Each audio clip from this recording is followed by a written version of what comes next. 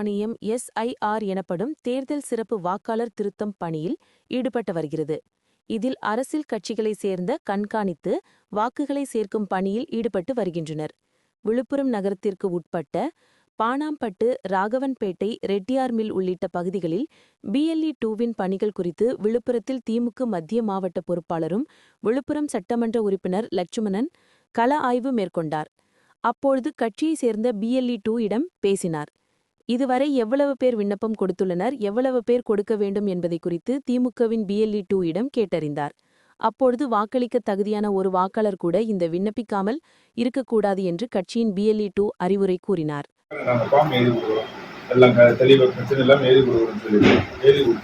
Update பண்றதுக்கு கூட ஒரு ஆள், அவங்க அசிஸ்டுக்கு ஒரு ஆள் நம்ம கொடுத்து அப்டேட் பண்ண வச்சோம்னா 1343 அது வழங்கப்பட்ட 864.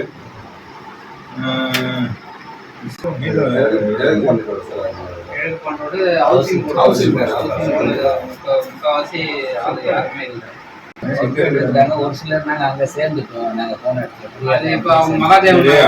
இடத்துல என்ன பிரேக்கப் சொல்லுங்க, எத்தனை பேர் சேர்ந்துட்டாங்கன்னு சொன்னாங்க. 150 பேர் கடமை இது வந்து பார்ப்பாங்க. இல்லைன்னா இல்லைன்னு போட்டு முடிச்சுட்டு கதையை முடிச்சிருவாங்க. நாம தான் ஒன்னொன்னா கண்டுபிடிச்சி எங்க இருக்கிறாங்க, ஏது இருக்காங்கன்னு பிடிச்சி ஏது நம்ம பண்ணணும். புரியுதுங்களா?